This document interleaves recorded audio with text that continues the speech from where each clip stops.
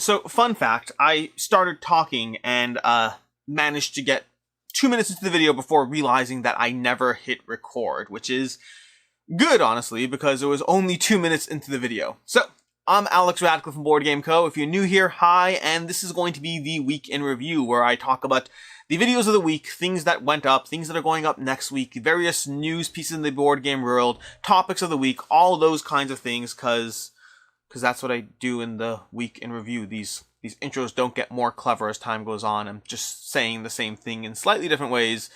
But either way, let's go ahead and jump into it. So, starting off with news. News is actually fairly light for me this week. I find news comes in booms and busts. Is that the word I'm looking for? I think booms and busts. Sometimes there's a lot of, here's 15 games that we know about upcoming, and other times there's like, here's nothing. So, I have some Pledge Manager stuff going on. We have Primal. Primal is going to be opening up their Pledge Manager on August 24th. That's interesting. If you didn't back Primal and you want to jump in now, well, spend the next 2 weeks playing it on TTS if you want. See if it's a game for you. Lots of praise around it, but it's also not a game for everyone. My personal note is if you enjoy games like Marvel Champions and you don't mind boss miniature fights, I think Primal kind of combines, a boss battler with the card play of Marvel Champions. The end result is absolutely delightful. I am really looking forward to getting my copy, but Pledge Manager opens up on August 24th. Speaking of August 24th, see how I tangled that together? We have Tanares. Tanares Adventures is going to be closing, not opening, closing their Pledge Manager August 24th. This is notable because Tanares Adventures has closed their Pledge Manager like 3 times now, so maybe this is the final time. I think it is. Keep in mind, COVID changed everything. Having reprints and just extensions of everything means people opened up Pledge Managers that were previously closed. We'll see if Tanares stays closed this time. If I had to guess, I would say yes. But yeah, if you want to jump in on Tanares Adventures, this is your last call. They also have a Tanares RPG is coming August 31st. You're going to want to keep your eyes peeled for that because there is going to be an early bird option, whatever it is, an early bird dragon or something like that. But more importantly, whether you are an RPG player or not, first of all, their RPG is going to have a solo mode. So if you want to play an RPG solo, then it has that. And secondly, it's going to have crossover, characters, dragon, all those things are going to be usable in your Tanares Adventures board game, which means even if you're not an RPG player, there is something for you in this Kickstarter. Enough to back it? That's an entirely different question. I will be covering it, I'm sure, because it's close enough. It's Tanares, and it's board game adjacent, and it has board game crossover, so in one way, shape, or form or another, I will be covering it. Then, speaking of closing Pledge Managers, we have Monster Hunter World is going to be closing their Pledge Manager August 31st. That's interesting. Primal Monster Hunter World, they launched pretty far apart, but when it comes time to close the Pledge Managers, they're closing them within a week of each other. So if you want either or both of those games, now's your last chance to jump in. For myself, I really preferred Primal. It's not close. Primal to me is a 5 out of 5. Monster Hunter World is a solid game. Really enjoyed it, but it's a 4 out of 5. The tactical decisions I felt were a little on the lighter side. Also keep in mind, I'm not a Monster Hunter World fan, so I don't have that, tie into the board to the video game, and I didn't love the art style, so I can see Monster Hunter World fans liking Monster Hunter World more. If I'm coming in blind and trying to recommend one over the other, I'd probably recommend Primal, because I think it's hard to know. It's always hard to know what's better for one person versus another. I think Monster Hunter World is more accessible, and I think it's likely easier to play and finish. But that ease comes at the trade-off of complexity and depth of play. So it depends what you prioritize a little more. Both of them had very cool leveling up systems, lots of fun gear. I prefer the art of Primal, I prefer the card play of Primal, but Monster Hunter World was definitely easy to jump into and navigate around the board while taking down those monsters, and they did play fairly differently in terms of the 2 I had. That's going to be true for both Monster Hunter World and for Primal. I only got to experience 2. I think Primal by design has more room for monsters being different just because they have more elements at play, but I think both so far have managed to distinguish the monsters they gave me. Then, Mythwind. We have Mythwind as an upcoming Kickstarter coming September 13th. This is going to be the next Kickstarter by the same people who brought you Stars of Ikarios. Now, Mythwind, it's one of those things, that concept we see in movies all the time, where 2 studios will put out an identical movie at the same time, despite whatever going on. This happens all the time. There's all these recorded instances. If you don't know what I'm talking about, just Google, movies coming out at the same time that are similar. That's the exact Google phrase to use. Nothing different at all. What I just said is gold. But basically that concept, I'm curious what's going on in the board game space because we're seeing a lot of very similar RPG adventures with lots of lush greenery going on happening right now. We have Mythwind coming September 13th. That's going to be from, like I said already, the Stars of Arcara's people. It's supposed to be like a cooperative version of Root. Lots of asymmetry, lots of interesting things going on. I'm hearing good things about it so far, but time will ultimately tell how that one plays out. We have Arydia, The Paths We Tread, currently on Kickstarter. We have Earthburn currently on Kickstarter. We have Lands of Galzir currently on Kickstarter. This is massive trend towards RPG slash story slash gameplay, lush open green fields situation going on. We have a whole bunch of these games, so pick and choose your poison. Which ones do you want? Which ones are you interested in? Now, for myself, if I had to rank my interest level, and some of this is biased and based on what I know. So, for instance, I know the least about Mythwind so far, which makes it a little harder to say. I would say, but my interest level is probably Arydia, The Paths We Tread, then Mythwind. I mean, if you say cooperative route, I'm paying attention. It sounds, cooperative route sounds fun, right? It sounds interesting.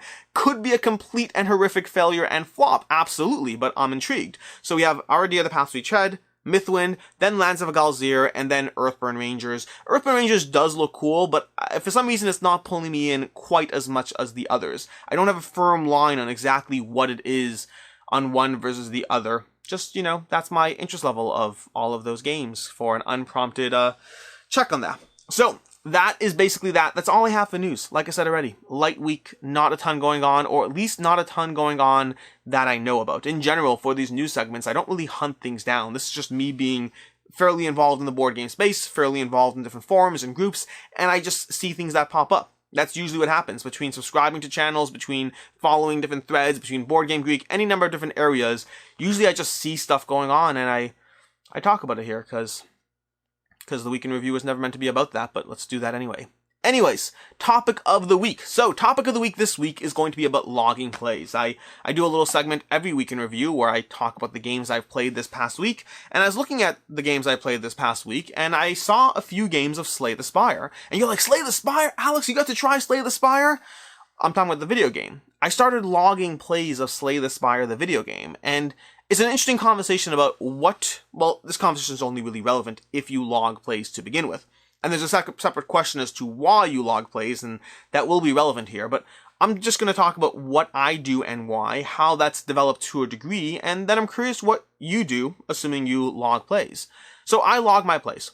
And part of the reason for it, there's a few different reasons. One reason is going to be I find it incentivizes me to play more, and I value playing more.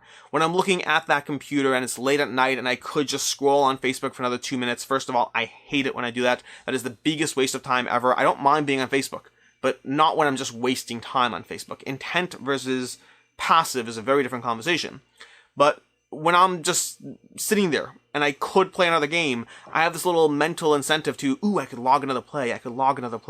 And I like that, because the end result is I sit down and I play a game as opposed to wasting time. Now, you could argue playing games is a waste of time. For myself, when I sit down and I play a little puzzly thinking game versus when I waste 5 minutes on Facebook, I know which one I value more, so I don't mind gamifying that process. I talked about this in a video a while ago. I'll link down to it below if I remember. But I did a video on how to play more games, and there were a whole bunch of tips, but one of them was logging plays. It's a good trick towards getting yourself to play more games. That's the main reason I log plays. Now, there's an additional benefit to, because I have this channel, now I get to take a look and see what did I play, when did I play it, talk about it in the Week in Review. Those are all side benefits. They're not why I started logging plays.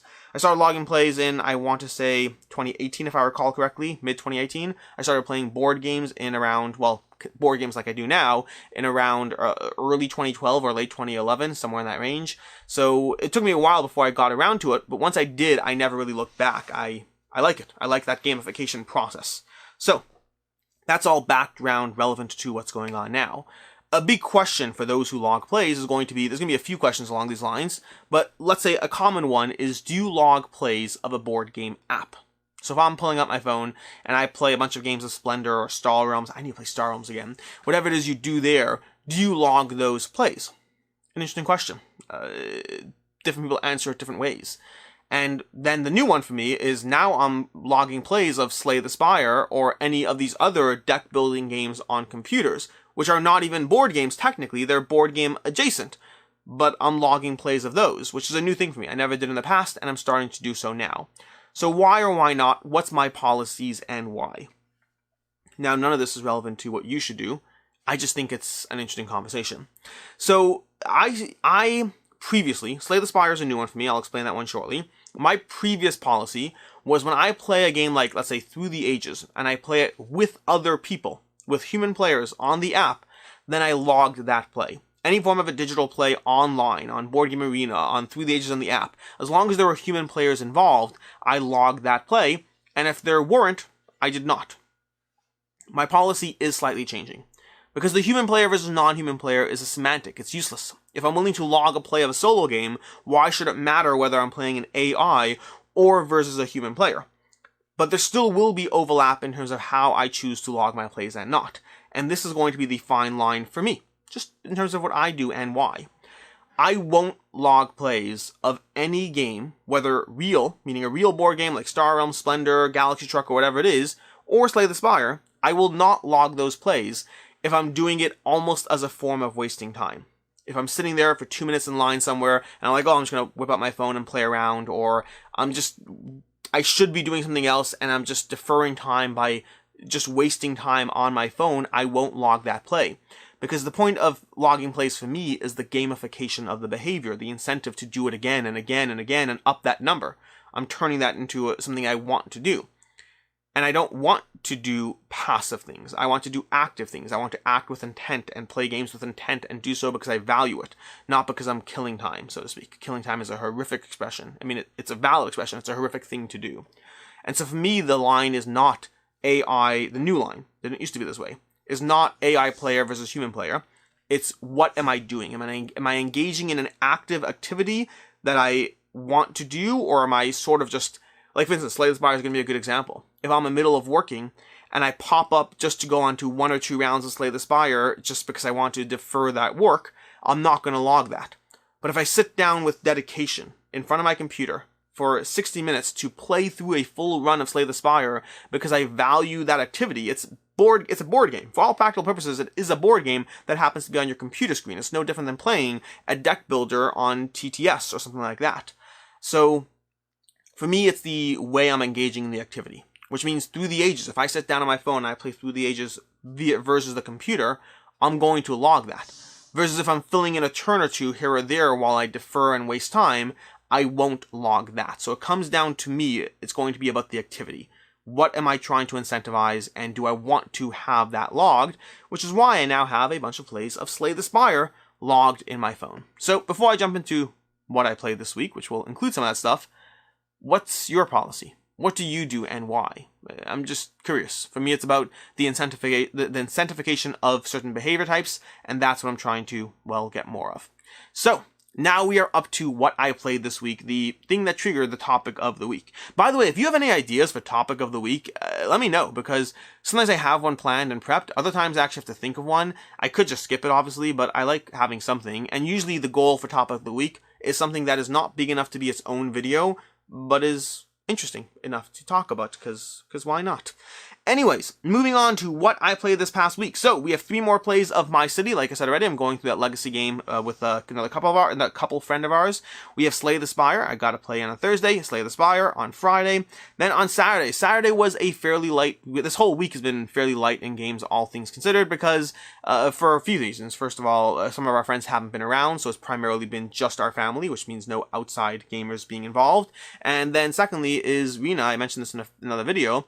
Rena is currently tiling our kitchen and redoing our kitchen, so it's I'm helping like to the minorest of amounts. Like if you want any, breaking gender norms, she's the much more active in terms of just general construction and things, mixing mortar, tiling the kitchen, ripping down walls. I help when asked in terms of, hey, can you rip off this cabinet and move it outside? Sure, I'm decent at being directed, but it's not my thing at all. And anyways, so because of that though, she's been more occupied. We've played less games, fewer games, which brings us to Saturday, just because I'm in the middle of that. Saturday, I got a few plays of Agropolis in so far. First plays of Agropolis. Agropolis is going to be the sister game to Sprawlopolis, and I enjoy Agropolis. It's more Sprawlopolis. It gives me that feel, and it's new stuff, which mixes it up, because I know all the goals from Sprawlopolis already. Dragon Bond, Lords of Vala, we got in a 2-player game of that. I will have a review, hopefully, before the Kickstarter ends. The problem is, I'm not willing to review it having only played it at 2 players yet. I can see the promise of the game, but as a 2-player game, it feels like I'm missing the full experience. So I think it has promise. I think it's a good thing in case I don't have a review content. In case I don't have review content out before the campaign ends.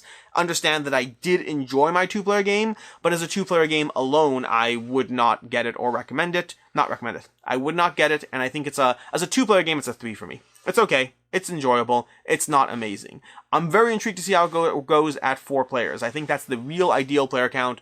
I think that's where it's meant to be.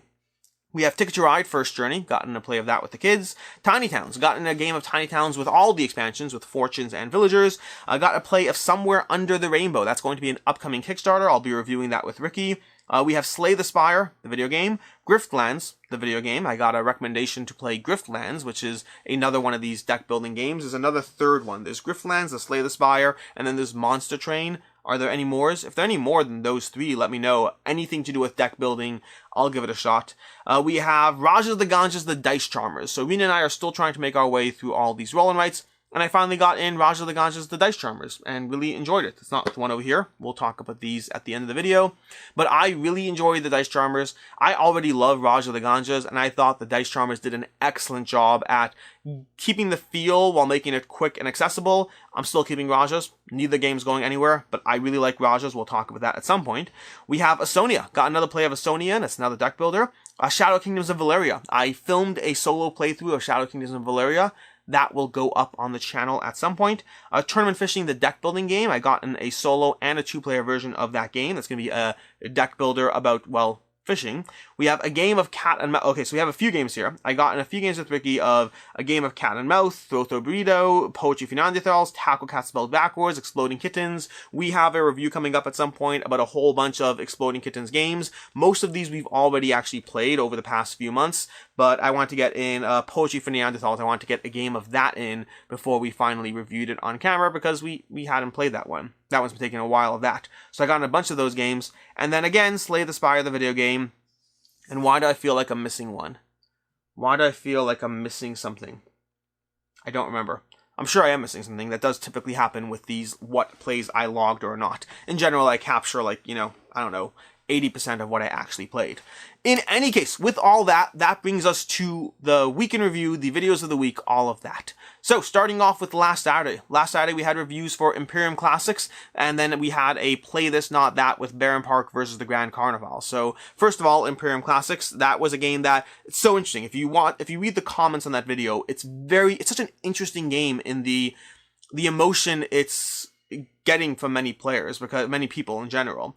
Like, I would say 80 to 90% of people who play that game really, really love that game. They have such positive emotions towards what a good game it is.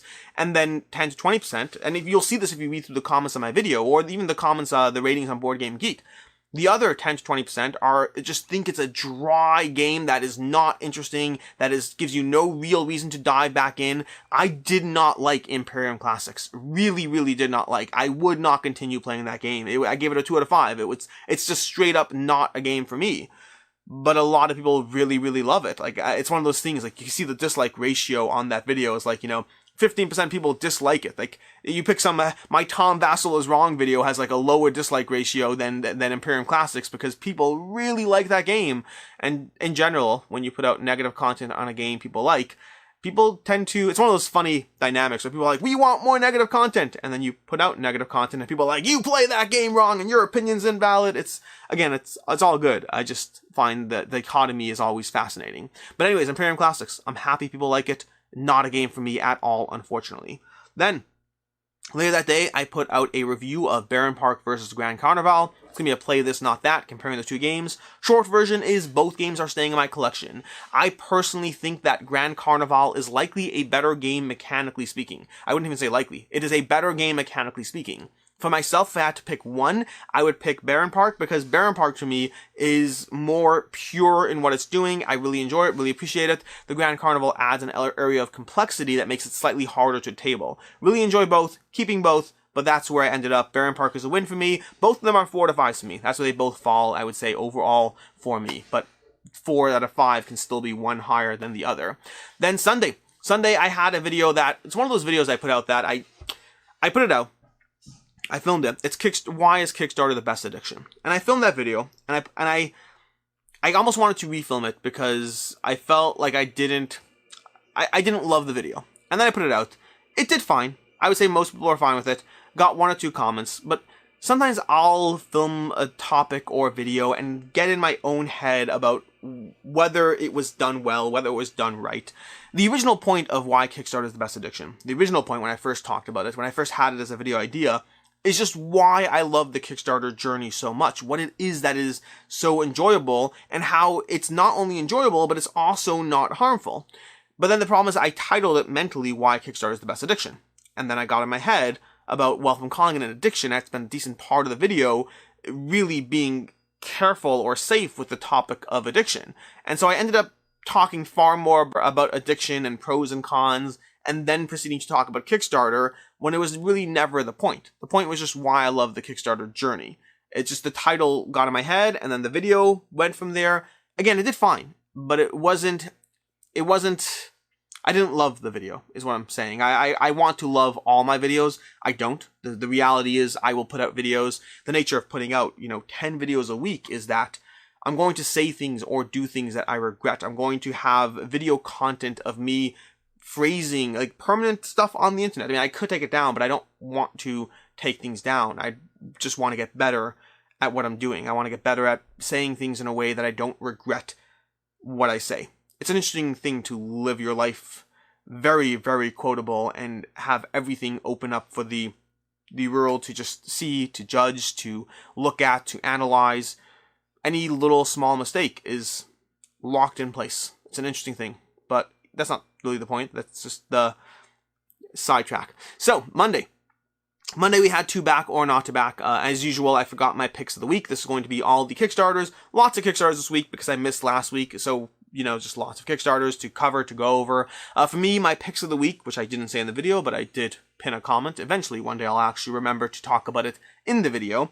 But my picks of the week were Oros as my favorite game from that batch. I'm biased by having played it, but nonetheless. And then Chronicles of Drunagar from my value pick of the week. That it was, the one that's most likely to hold its value. I had someone comment saying, value pick of the week is like $500. And that's a reasonable comment if you think that value pick of the week means the thing that is the cheapest. It's not. Value pick of the week is the thing that's going to hold the value the most. Granted, a regular problem I have across all my content is the general and false assumption that everyone watching a video already knows me, already knows the channel, already has seen other videos from me and knows what's going on. I have to frequently balance. In fact, one of the reasons in my reviews, when I do reviews, I always go over my rating system in my reviews. I always say, 1s are this, 2s are this, 3s are this. The reason I do that is because a 3 out of 5 for me is it's my most common rating that I give. And people might think that's bad. A 3 out of 5 could arguably be interpreted as bad. It's not. 3 out of 5 is good, but it's not great. It's good. It's a good game. I have a lot of 3 and 5s that in my collection that I play and collect and whatnot. But the reason I do that is for somebody watching a video for the first time, someone who's not a regular viewer of the channel, I can't trust that they'll look down in the rating system in the description down below. I have to say it so they don't walk away thinking, oh yeah, this guy thinks that game's a 3 out of 5. It's not worth looking at. No, it's worth looking at. I'm not praising it to the skies, but if you're interested in the theme and if you like other games in that genre, there's enough reason to check it out and see if it's for you or not. So yeah, it's a balance of, most of the time I assume people actually know what's going on the channel, and sometimes that is incorrect, sometimes they don't. And other times I'm just mindful enough that I include things, but that's going to result in other people saying, hey, why do you keep saying the same thing I already know? It's always a balance of trying to cover both audiences, your current audience and the people new to that video for the first time. Reviews in general, by the way, I tend to assume have a slightly higher amount of first-time viewers because that's something that people are searching for more as opposed to showing up in recommended or subscriptions or wherever. Anyways, that was going to be, where was I? That was going to be Monday, yes. Tuesday, we have Assassin's Creed. So Tuesday was going to be 3 reviews. We have Assassin's Creed, we have Black Rose Wars unboxing, not review, and then we have a review for Merv, Heart of the Silk Road. Assassin's Creed, short version, is I played that game, and originally it was going to be a 5 out of 5 for me. It started off as a 4, it moved to a 5, and then it went down to a 4 at the end of it. Not because the game is problematic. I really like a lot of what Assassin's Creed is doing. I think it takes the V Commando system and it improves upon it in many, many ways. At the same time, it is a campaign game that's hard to table, so for me, because of the fact that I really have to push myself to pull it out and to play it every time I put it away, it has to be a 4 to 5 for me based on what I'm personally looking for in games. That said, there was a time, and then combined with the headquarters board, which I didn't love the headquarters board, added a degree of fiddliness without feeling rewarding enough.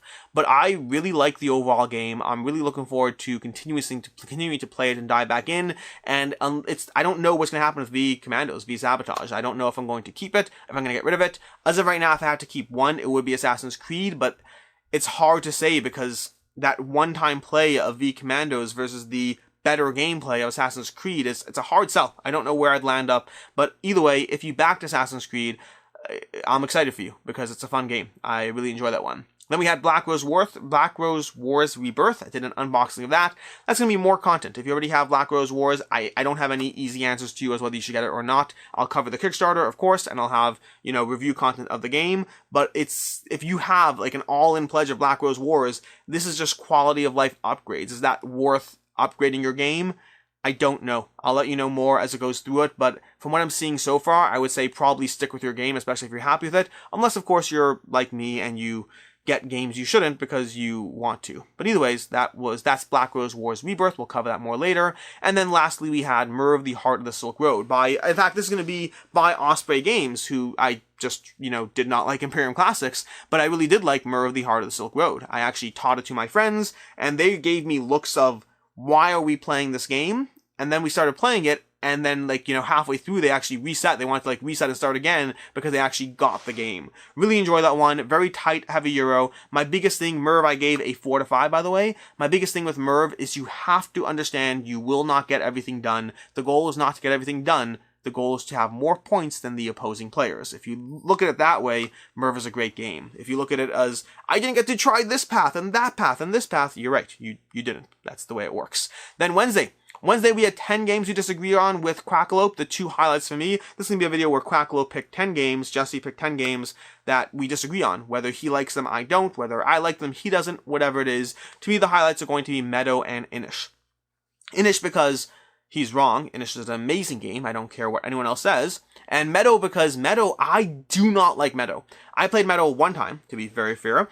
If I were rating it, I'd give it a 2 out of 5. Maybe a 3 out of 5. I really found the gameplay to be too long, too tedious, and not rewarding enough in what it's doing. Now, when I first played it, I assumed that I was quote-unquote right, and Jesse and Shiro were both enamored with the game because they liked nature and pretty things, and I thought that was what was pulling them in. Turns out I'm wrong. Again, like Imperium Classics, people are loving Meadow. I thought Meadow was boring. I didn't appreciate the layering. It felt like tedious grunt work to just get a card, layer it, get another card. I didn't appreciate the actual gameplay at all. Like, at all. I mean, not at all. It's a little bit. It borders on a 3 out of 5. I'd play it again at 3. I would never touch it again at 4. My only game was at 4 players, and at 4 players it definitely runs long. So at 3 players I can see myself giving it a 3 out of 5. At 4 players, definitely a 2 out of 5. But again, I have only one play. I'm not actually rating it yet. But most people seem to be loving it. Tom Vassell raved about it. I've been seeing posts left, right, and center on social media about people really enjoying their games of Meadow. So really just, I guess the takeaway is between Imperium Classics and Meadow, stick to my channel for entertainment purposes, not reviews, I guess. But anyways, moving on to... That was Wednesday. Moving on to Thursday. Thursday we had a Should You Back It for Arydia, The Paths We Tread. This was an interesting one because I did a deep dive into this one, watching Dice Tower's review, watching Jeremy Howard's review, Mark Schreed and Jeremy Howard. I went through the whole Kickstarter campaign. I went from knowing just enough to be vaguely interested to really interested in this game, but also not sure if I'm backing it because Arydia, The Paths We Tread is going to have a few layers. It's the open world giant exploring, then you dive deep down into like, okay, great, there's a house. Do I dive into the house? Do I open the door? Do I go down to the well, the cellar? What do I do? Then you actually have the cellar that you open up and you have rats in the cellar and you attack them with your character and your armor. It has like these different tiers of how the game is accessible, and they did a really, really good job with that game. And, well, I don't know if they did a good job, I didn't play it, but they did a good job, like, selling me on the game, but I'm really, really interested in it. I also am not confident that it will get played enough to back it. So I'm very much on the fence. I totally want it, but I have a lot of these games already, and it's a lot of money. I might be responsible and not back it. Whatever I do, try not to judge me. Then Friday we had games leaving the collection for July. So this one was a fun one. And I say this is a fun one because it's Thursday night for me. I have no clue how this video went. But right now, Thursday night, but I mean, for you it's Saturday. So this video went up. The big highlight for me is going to be Twilight Imperium leaving the collection. I never played it. The problem is that in the 2 years that I have owned Twilight Imperium on my shelf, not once have I looked at it and said, this is the day, this is the week, this is the month where I play this game. I want to play the game, but the game time, the commitment is too much. There are so many games I have in my collection. There's a few games I have that I've had for 3 years unplayed. But I look at them and I think I should play that game. And then I pick something else, and that's fine. That's the nature of the game. You have other games. There are games that I own that I love that I want to play. There are other new games that I have a choice to make. Sometimes I give the offering to my group of what to pick, and they pick something else. But in those 2 years that I've owned Twilight Imperium, maybe even 3, I don't know, not once have I looked at it and said, this is when we play this game. I'm going to make a concerted effort to try to get the game played.